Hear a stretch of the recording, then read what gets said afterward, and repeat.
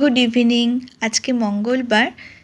School থেকে ফিরে এখন তো সন্ধেই হয়ে যায়, শীতকাল।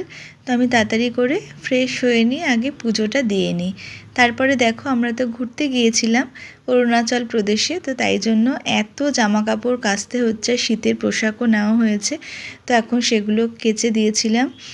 দুদিন ধরেই কাচছি, কাচা কিন্তু আর শেষ হচ্ছে না। এখন ভাজ টাজ করে নিলাম, এরপরে আমি নিজের জন্য একটু চা বানিয়ে নিলাম। এখন একটু আবার চা খাবো, খেয়ে আবার আমি কিন্তু এগুলো জামা কাপড়গুলো ভাঁজ করে নেব।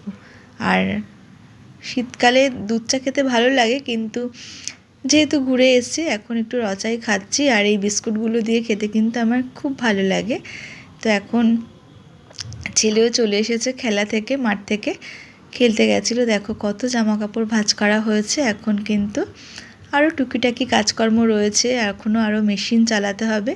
তো ছেলে এখন খাবে রসগোল্লা, খাবে গুড়ের রসগোল্লা। তো আমি একটা খাবো, তো তাই জন্য মাইক্রোওভেনে গরম করে নিচ্ছি। ঘুরে আসার পরে মাইন্ডটাও কিন্তু একটু ফ্রেশ লাগে। তো এখন তো আবার কাজের জায়গায় ফিরতে হবে, হাজব্যান্ডও চলে গেছে অফিসে।